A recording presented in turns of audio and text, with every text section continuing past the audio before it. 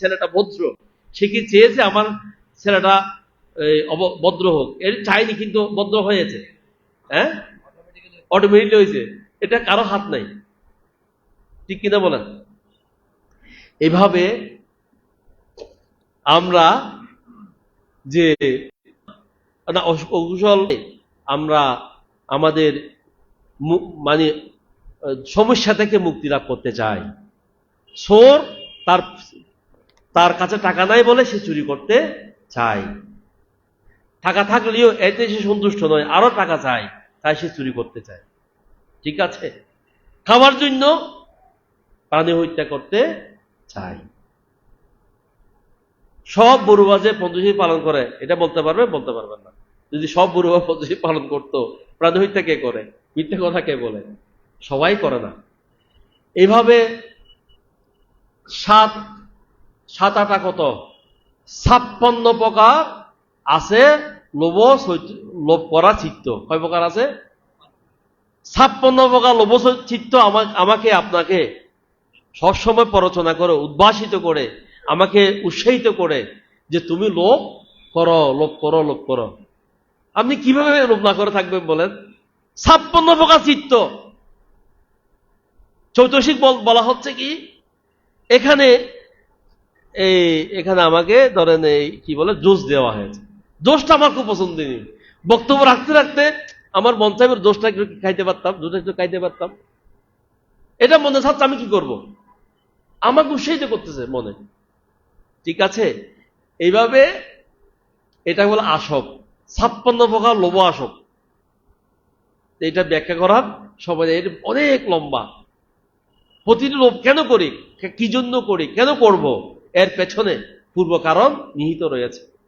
তাই কোনো মানুষ লোভ করলে তাকে এত খারাপ বলার দরকার নেই, কারণ সে তো ইচ্ছে করে করতে চায় না, তার ভিতরের থেকে লোভ করতে ইচ্ছে করায়। ঠিক আছে, এইভাবে কুশল পক্ষীয় ভাবে আছে যে 56 প্রকার লোভ চিত্ত। আবার লোভ করব না, আমি অলোভ থাকব, দান করব, শীল পালন করব, এরকম মানুষ আছে না? এই শীল পালন করে, দান করে, অমুক করে, সমুক করেও আমরা আমাদের জীবনকে সুন্দর করতে চাই, ভালো করতে চাই। বান্তারা বলে একবার সিবুদান করলে আপনি কয় কল্প? 92 কল্প চতুর হয়ে যাবেন না। সে লোভে আপনি সিবুদান করছেন। কি বলেন? আমাকে একজন এসে বলছে, বান্তা আমাকে 1 লক্ষ টাকা দেব, কিন্তু একটা নেম প্লেট ছোট করে একটা নেম প্লেট যদি দেন, তবে আপনাকে আমি 1 লক্ষ টাকা দেব। তার কি লোভ? নেম প্লেটের লোভ। এখন দাতা গোষ্ঠী যিনি দান করবেন, তাকে যদি দানবীর, দানপতি, বড় একটা ফুলের তারপর একটা ক্রেজ না দিলে 2 লক্ষ টাকা দিয়ে দেবে, এরকম চিত্ত উৎপন্ন হতে পারে না। তাই আমরা বুঝেছি তাকে কি দিলে সে দানটা বের হয়ে আসবে। তাই আমরাও পলিসি করছি, আর উনি পলিসি করছে যে একটা মানুষের সামনে যদি আমাকে দানবীর বলে, তাহলে 1 লক্ষ টাকা আমি দিয়ে দিল, সুবিধা কি? সেও দিয়ে দিচ্ছে। কেন দিচ্ছে? দেওয়ার পরে পাওয়ার আশায়।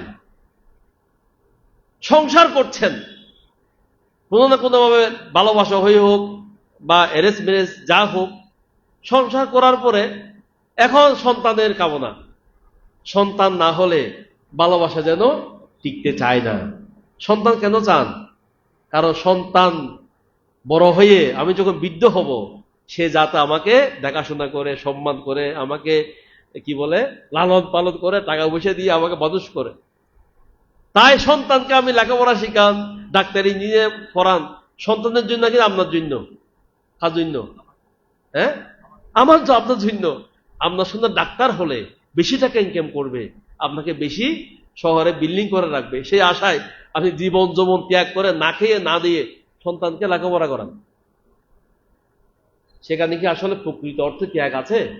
কোন ত্যাগ? কোন ত্যাগ? লোভকে চরিতার্থ করার জন্য বিভিন্ন উপায়ে, বিভিন্ন দাসে, বিভিন্ন রঙে, বিভিন্ন ঢঙে আপনি দিনরাত পরিশ্রম করেন, যাতে আপনার লোভটা আপনি ভোগ করতে পারেন। যখন আপনার লোভটা পূর্ণ না হলো না, তখন সাথে সাথে কি আসবে? দেশচিত্ত আসবে, আসবে না? আমি যা চাচ্ছেন তা পাচ্ছেন না, তখন মাথা গরম হয়ে যাবে। আমি সম্মান চাই, আমি আমার সন্তান থেকে সেবা শুশ্রূষা চাই, কিন্তু সে দিচ্ছে না। আমি পাড়ায় পাড়ায় গিয়ে আত্মীয় স্বজনকে বুঝাবো, হদ নবা পোয়া বড়ই এখন আরা ছাড়বে না, বউ লুটুকুই শহরের মধ্যে আরা এটা পরি রই, দুর্নাম করে না নগরে? সন্তানের দুর্নাম মাথা পিতারা করে কিনা বলেন? হ্যাঁ, যেহেতু আমি লোভচিত্তে আমার সন্তানকে বড় করেছি, সেও লোভচিত্তে তার জীবনকে পরিচালনা করতে চাই। যে নালে উৎপত্তি সে নালে বিনাশ। যদি আমি সন্তানকে লোভহীন ভাবে বড় করতাম, সন্তানও লোভহীন ভাবে বড় হতো। আজকে অষ্টশীল আপনি এসেছেন, কিন্তু আপনার সন্তান আসে নাই, কারণ সেই ইন্টারমিডিয়েট পরে তার ক্লাস আছে। অষ্টশীল নেওয়ার প্রয়োজন নাই, ওই তোমাকে মানে ডাক্তার হতে হবে, কোন ধর্ম তুমি ওখানে যাও, কোথায় যাও? কোচিং এ যাও। সে বিহারে আসতে চাইলেও বিহারে যেতে দিচ্ছেন না, কারণ আপনার সন্তানকে ডাক্তার বানাতে চান। এখন সে যেহেতু তাকে শিখাই দিয়েছেন মানব সত্য জ্ঞান লাভ করার প্রয়োজন নেই, যখন কোনো ভিক্ষু হয়, কোনো কেউ যদি ভিক্ষু হয় বা একেবারে সংসার ত্যাগ করে আসতে চায়, মায়ের চোখের জল কান্না করে, করে কিনা বলেন? কেন? মাথায় পিতে মনে করে সন্তান যদি ভিক্ষু হয়ে যায়, আমি তো তাকে হারিয়ে ফেললাম, আমার দুঃসবে তাকে তার পাবো না। আমি জন্ম দিয়েছি, কষ্ট করেছি, এত ফাইখানা প্রস্রাব ইয়া করেছি, এই সে যদি আমার ফাইখানা প্রস্রাব না ইয়া না করে ভিক্ষু হয়ে যায়, তাহলে আমি তো শেষ হয়ে গেলাম। তাই সে কান্না করে। মা যখন মৃত্যুবরণ করে, অনেক দূর থেকে মা মেয়ে কান্নাকাটি করে আসে। কান্নাকাটি করার সময় কি বলে? কি বলে বলেন?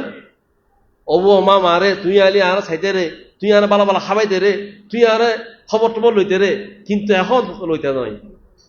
কি হন? ও খাবাইব লইব নভাইব দে খাদত দে, এবার এবার ইচ্ছা নদী তারা খাদত দে। এটা হচ্ছে আসব। আসব কি কিনা বলেন? এটাকে বলে আসব।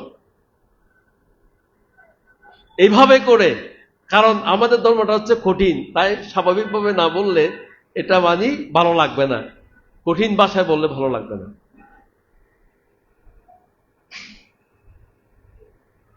এটাকে বলা হয় লোভা আসব, লোভ চৈতসিক।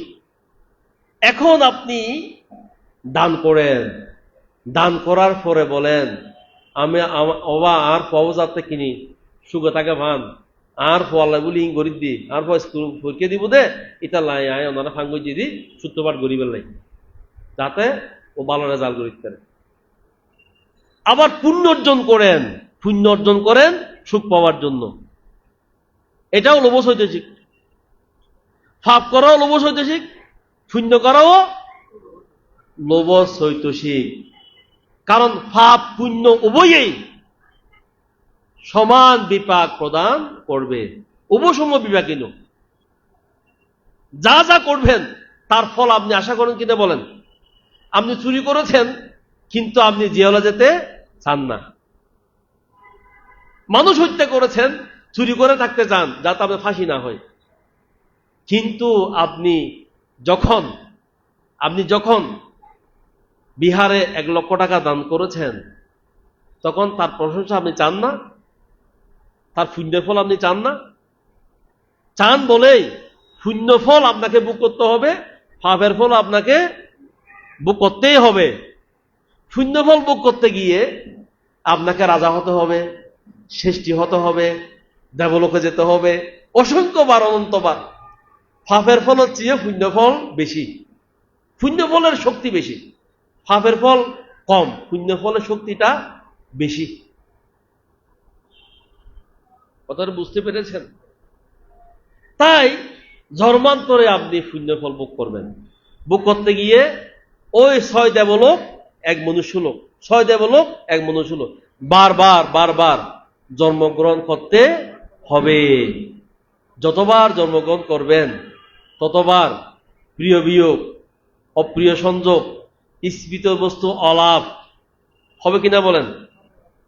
রাজা হলেও হবে, শ্রেষ্ঠী হলেও হবে, আপনার ক্ষমতা নাই, আপনি অনেক কষ্ট আছেন।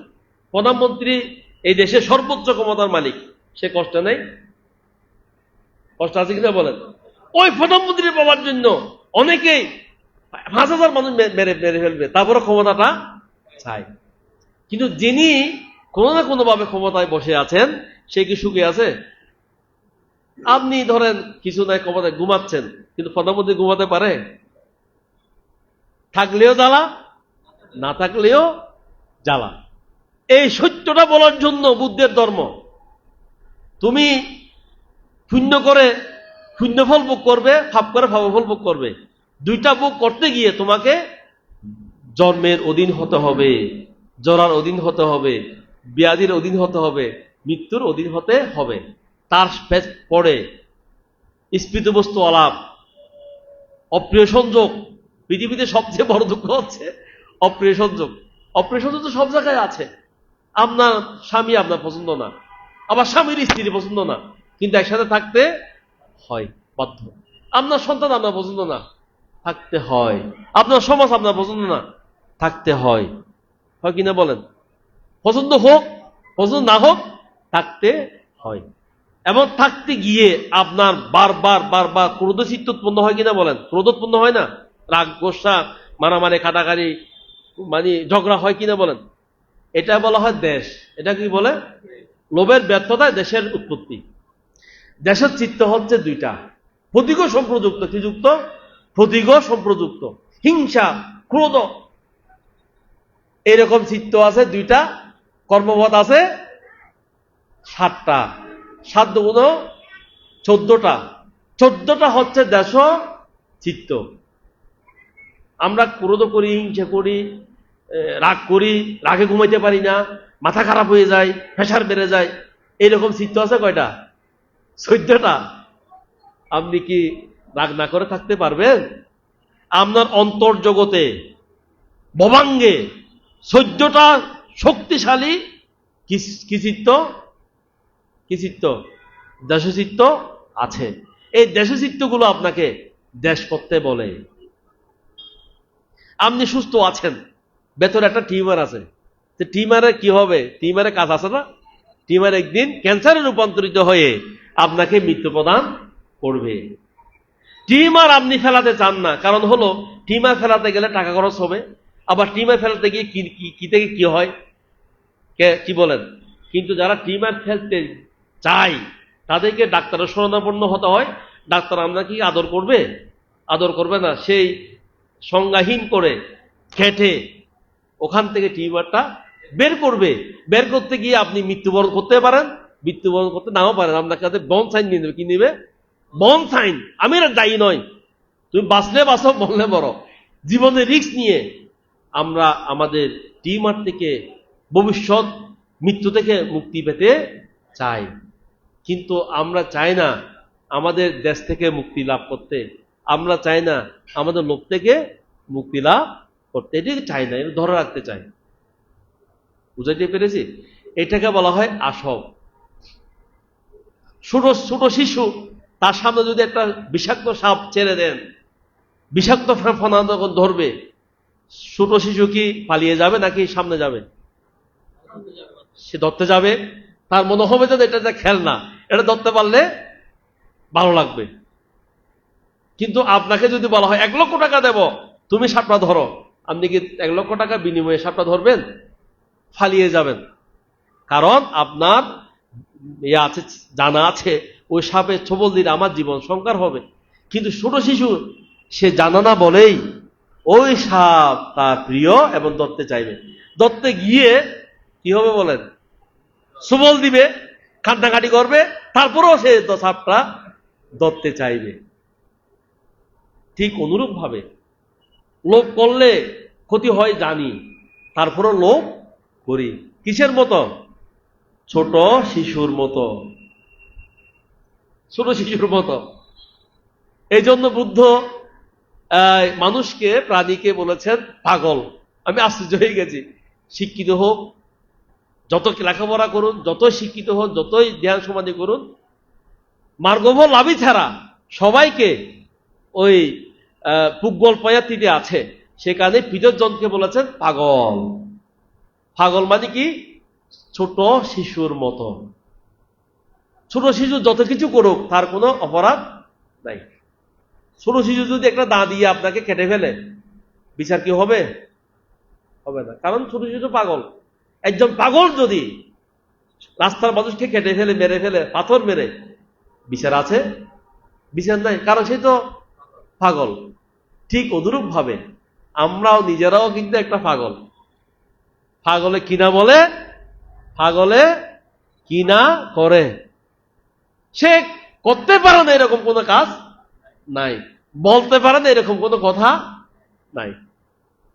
এখন এই পাগল থেকে মুক্তি লাভ করার জন্য বুদ্ধ স্পষ্টভাবে চিত্তকে গবেষণা করে, চিত্ত এবং চতুর্দিকের সমন্বয়ে যে আসবের একটা প্লাবন আমাদের মধ্যে আছে, এটাকে তিনি বারবার বুঝিয়ে দেওয়ার চেষ্টা করেছেন।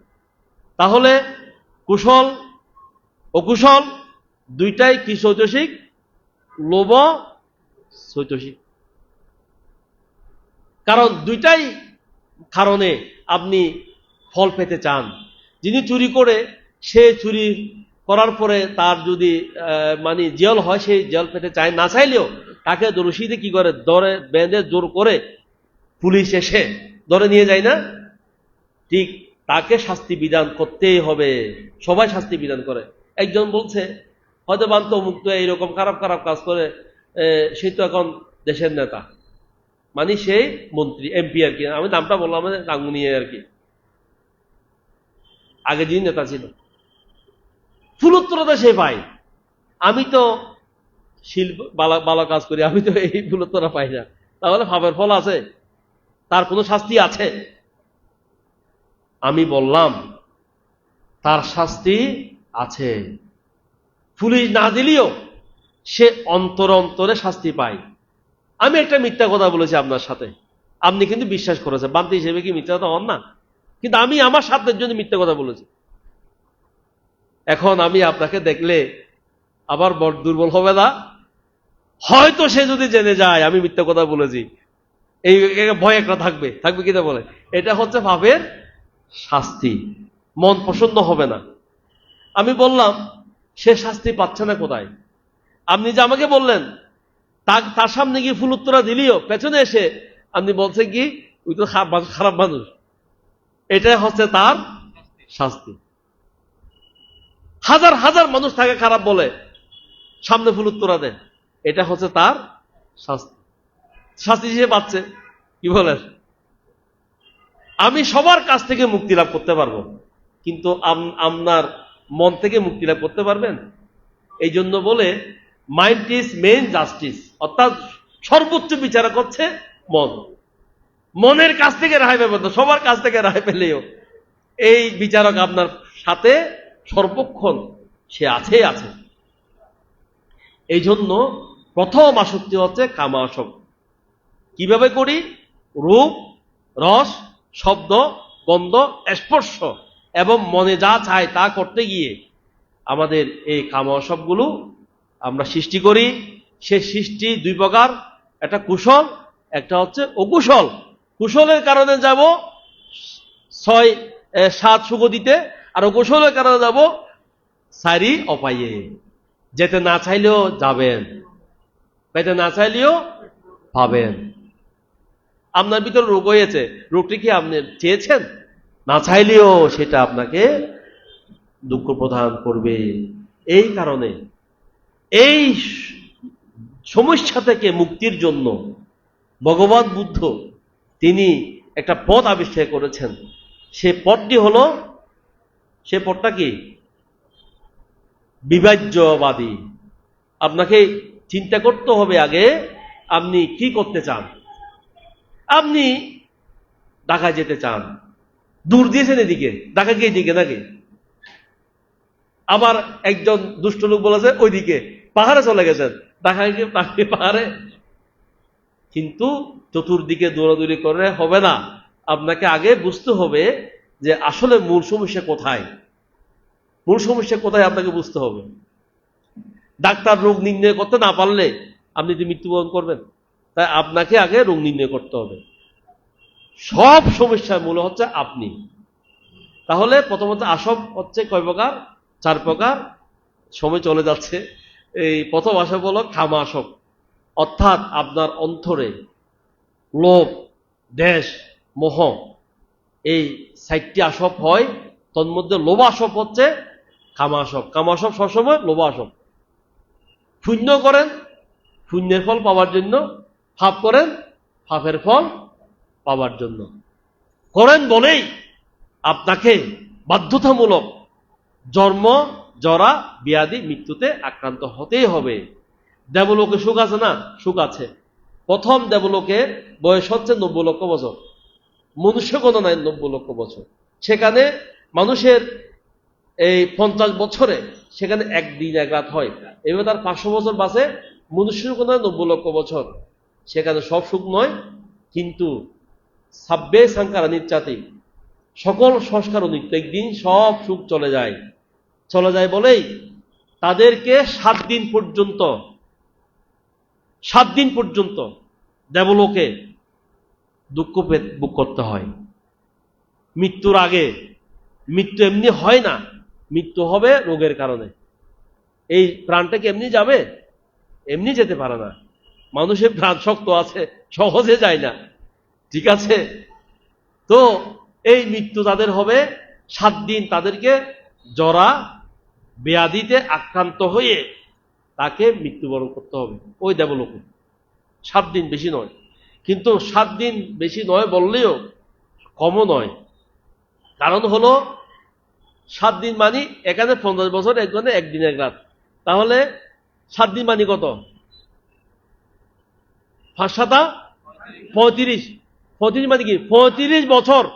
মনুষ্য গণনায় কয় বছর? 35 বছর। 35 বছর যদি আপনি মানুষ হয়ে ব্যাধি এবং জরায় আক্রান্ত হন, আপনার ভালো লাগবে না খারাপ লাগবে? বলেন, খারাপ লাগবে না? এই কারণে বুদ্ধ নির্বাণের আবিষ্কার করেছেন। বুদ্ধ দেবলোকের কথাও, দেবলোকে যাওয়ার জন্য উৎসাহিত করা নাই, ব্রহ্মলোকে যাওয়ার জন্য উৎসাহিত করে, উনি সরাসরি নির্বাণ যাওয়ার জন্য উৎসাহিত করেছে কিনা বলেন? কারণ হলো আমাদের স্বাভাবিক দৃষ্টিতে যে সত্য, যেটা জ্ঞানী দৃষ্টিতে, পরমাত্ম দৃষ্টিতে, বুদ্ধের দৃষ্টিতে, সেটা হচ্ছে মিথ্যা, এই আসব। তাহলে আপনি আমি সারা জীবন আমি একটা ভাবনা প্রতিষ্ঠান করতে যাচ্ছি, করতে পারলে ভালো, করতে না পারলে মন খারাপ হয়ে যাবে। কিন্তু করতে পারলে যদি ভালো হলেও প্রতিষ্ঠানের জামাল আছে কিনা বলেন? এই যে বানতে বলছেন যে প্রতিষ্ঠান কিরকম আমি জানি, যে উনি একটা প্রতিষ্ঠান করছেন। যার নাই তারও দুঃখ, যার আছে তারও দুঃখ। যাবেন কোথায়? তাই আপনাকে আসক্তি মুক্ত হতে হবে। কামাসব, তারপর হচ্ছে ভব আসব। কারণ এটা শেষ করে দিতে হবে, সময় নেই। ভব আসব মানে কি? আপনি চতুর্দিকে ঝামেলায় পড়ে আপনি আর পৃথিবীর প্রতি মায়া নাই, কারো প্রতি মায়া নাই, ছেলের প্রতি মায়া নাই, পরিবারের প্রতি মায়া নাই। আপনি বান থেকে এসে বলছেন, কেন আছো বাবা? ভালো না, ভালো নাই, বহুত ঝামেলায় আছি, শরীরের ঝামেলা, খোয়ার ঝামেলা, বউ ঝামেলা, অনেক অনেক ঝামেলা। বলেন কিনা বলেন? তার মানে আপনি ঝামেলায় পড়ে গেছেন। ঝামেলায় পড়লেও আপনি আবার এখান থেকে মুক্তি লাভ করতে চান না। মরিতে চাহি না আমি সুন্দর ভবনে, মানবের মাঝে বাঁচিবার চাই। আবার আপনি ওখান থেকে ছেড়ে আসতেও চান না। বান্ধব যদি বলো বাবা ঝামেলা যাতে আসাতে চলে না, হয়তো বানতে এসম চিন্তা করি, কিন্তু কিনি হাস্য করি, কিনি সোজ হই, কিনি কি হয়? সোজ হয়। সোজ হইতে হইতে হইতে হইতে উত্তর দক্ষিণ অন পর্যন্ত অনে আয় তিকতেন না কেমন? উত্তর দক্ষিণ হইলে কেমন বাধ্যতামূলক, কিন্তু এর আগে অনে আয় তিকতেন না। তখন এইরকম পরিস্থিতি থেকে মুক্তি লাভ করার জন্য আপনি পুঁতির মালা গনেন, আপনি অন্য মনস্ক হয়ে থাকেন। এইটাকে বলে ভব আসব। আপনি এখানে বিরাগ হয়ে যান, বিরাগ হয়ে সাধনা ভাবনা চলে আসতে চান, ধ্যান সমাধি করতে চান, বিহারে এসে পুঁথিমালা জপতে চান। চাইতে গিয়ে আপনি কাম আসব ত্যাগ করেছেন, এখন রূপ আসব গ্রহণ করেছেন। রূপ মানে কি? পৃথিবীর রূপ। পৃথিবীর রূপ আছে না? আর একটা ফুল, ফুল তো আপনার বাবো না কোনো কিছু, কিন্তু ফুল এটা একটা আসক। এই আকাশটা কিন্তু একটা আসক, আকাশ দেখতে সুন্দর আছে না, কি বলেন? মানুষকে ভালোবাসা, সেটা কিন্তু একটা আসক। হ্যাঁ, এইভাবে 40 প্রকার মানুষ সমতা ভাবনা করে, সমতা ভাবনা করে কি পেতে চায়? সেই রূপ, রস, শব্দ, গন্ধ, স্পর্শের প্রতি কামভাব থেকে সে মুক্তি লাভ করতে চায়। সে এখন ব্রহ্মভাবে আসতে চায়। কিভাবে? ব্রহ্মভাব। কামভাব পরিত্যাগ করার কারণে মানুষের অন্তরে ব্রহ্মভাব জাগ্রত হয়। আপনারা কি এখন অব্রহ্মাচারিয়া বেরমণি, আপনারা এখন ব্রহ্মভাবে আসতে চান। ব্রহ্মভাব কয় প্রকার? 4 প্রকার: মেত্তা, করুণা, মুদিতা, উপেক্ষা। এটা হচ্ছে ব্রহ্ম ভাবনা। অনেকেই বাড়িতে যাওয়ার চেষ্টা করছেন, কিন্তু আজকে আপনি বাড়িতে না গেলেই ভালো। কারণ হচ্ছে আপনি এখন ব্রহ্মা, আপনি একদম ভিক্ষু সঙ্গ, শুধু কাপড়টা নাই, কিন্তু আপনার সাথে আমার সাথে তেমন কোনো পার্থক্য নাই। আমি ব্রহ্মচারী, এখন আপনি ব্রহ্মচারী, শুধু কাপড়টা নাই, ঠিক আছে? এখন আপনি এখন ব্রহ্মবিহার ভাবনা করতে চান। ব্রহ্মবিহার ভাবনায় কি করা হয়? কামভাব পরিত্যাগের ফলে ব্রহ্মভাবের উদ্ভব হয়। আবার কামভাব যদি চলে আসে, ব্রহ্মভাব নষ্ট হয়ে যায়। এই কামভাব পরিত্যাগ করে যদি আপনি প্রথম জ্ঞান লাভ করেন, বিতর্ক, বিচার, প্রীতি, সুখ, একাগ্রতা। বিতর্ক, বিচার, প্রীতি, সুখ, একাগ্রতা, এই 5টা হচ্ছে জ্ঞান অঙ্গ। কি অঙ্গ? জ্ঞান অঙ্গ। হ্যাঁ, তাহলে এই 5টা বিষয় আপনি 5টা জ্ঞান অঙ্গের দ্বারা এটাকে পরিত্যাগ করবেন। কামছন্দ, ব্যাপাদ, স্থানিমিত্ত, অদ্বৈত কবিত্ব, হ্যাঁ, এই 5টাকে কি করবেন? 5টা জ্ঞান অঙ্গের দ্বারাই এটাকে জয় করবেন। জয় করে যদি প্রথম জ্ঞান লাভ করতে পারেন, তখন আপনার আর কামভাব থাকবে না।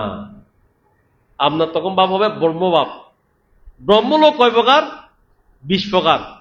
তোর মধ্যে 16টা হচ্ছে রূপ ব্রহ্মলোক, আর 4টা হচ্ছে অরূপ ব্রহ্মলোক।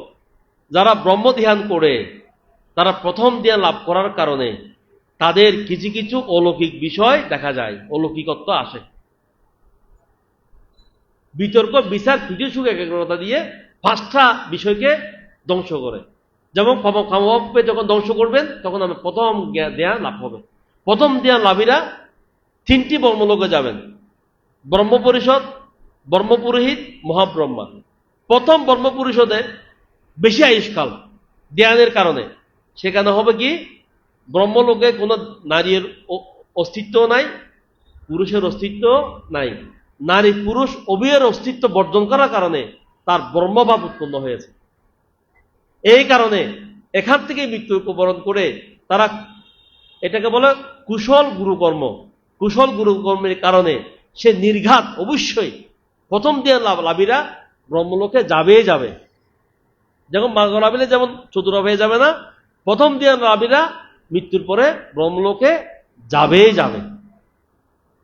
এবং প্রথম হচ্ছে এক কল্প বলা, এক কল্পের 3 ভাগের 1 ভাগ, 2 ভাগের 1 ভাগ, 1 কল্প, এইভাবে তারা ব্রহ্মলোকে যায়। বুঝতে পেরেছেন? এইভাবে কামভাব পরিত্যাগ করার ফলে ব্রহ্মভাব উদ্ভব হয়ে সে ব্রহ্মলোকে যায়। কিন্তু এটাকে বলা হয় ভব আসব। কি আসব? সেই দীর্ঘদিন বেঁচে থাকতে চাই কিনা বলেন? আমরা দীর্ঘদিন বেঁচে থাকতে চাই না? আমরা দীর্ঘদিন সুখে থাকতে চাই বলেই সেই জগতের প্রতি আকৃষ্ট হয়ে সেই 40 প্রকার সমতা ভাবনা অনুশীলন করে প্রথম ধ্যান, দ্বিতীয় ধ্যান, তৃতীয় ধ্যান, চতুর্থ ধ্যান অনুশীলন করে, এমনকি পঞ্চম ধ্যান অনুশীলন করে পঞ্চবিজ্ঞা অষ্টসমাপত্তি সে লাভ করে। পঞ্চবিজ্ঞা অষ্টসমাপত্তি লাভ করার কারণে সেই ব্রহ্মলোকে উৎপন্ন হয়ে যায়। এবং ওইটা পাওয়ার পরে আপনার কিছু অলৌকিক ক্ষমতা চলে আসবে। সাধারণ মানুষেরা তাকে অনেক শ্রদ্ধা করবে, অনেক তাকে সম্মান করবে, এবং সেই বারবার এটা প্রদর্শন করতে চাইবে। যেমন দেবদত্তকে সবাই খারাপ বলি না? দেবদত্তের মতো কঠোর ধ্যানী আর দ্বিতীয় কেউ নাই। উনি কঠোর তথাগতশীল পালনকারী, কঠোর সামান্য নয়, কঠোর। উনি বুদ্ধকে বলেছিল, আপনি সংসার ত্যাগ করেছেন তৃষ্ণা ক্ষয় করার জন্য, কেন আপনি যেতবন বিহারে থাকেন? আপনি গাছতলা থাকবেন, আপনি তৃষ্ণা ক্ষয় করা নাম ধরে আপনি কেন আবার সুসজ্জিত রাজপ্রাসাদে থাকবেন? বিহার সুন্দর নয়? কি বলেন? বিহার তো সুন্দর। অনেকে বলে মানতার যে আরাম আছে, এরকম অনেকে হয়। তো আরামে থাকি তোরা মানতে জগুই নে, আরামে থাকো কথা চায় কতদিন। কারণ কারো সুখ কেউ সহ্য করতে পারে না, কিন্তু ওখানে যে কি দুঃখ আছে সেটা বাঁধতে সারা আর কেউ জানে না। ঠিক আছে, ওই সুখ পাওয়ার জন্য, এই আসনে বসার জন্য বাদ থেকে কি কি করতে হয় জানেন? প্রথমে ঘর বাড়ি ত্যাগ করতে হয়, মাথা চুল মুন্ডন করতে হয়, তার অনেক ইচ্ছা আছে, এই ইচ্ছাগুলোকে গলা চিপে মেরে ফেলতে হয়। সেই ইচ্ছা না করলেও অভিনয় হলেও করতে হয়। কি বলেন? অভিনয় হলে করতে হয়। ইচ্ছা নাই, ভালো লাগে না ভিক্ষু জীবন, কিন্তু তবু ভিক্ষু হয়ে থাকতে হয়, কারণ সে কোথায় যাবে, এখন বয়স হয়ে গেছে। ঠিক আছে, তাই এই এই আসন, এই সম্মান, এই মর্যাদা লাভ করতে সহজ ব্যাপার আসলে নয়।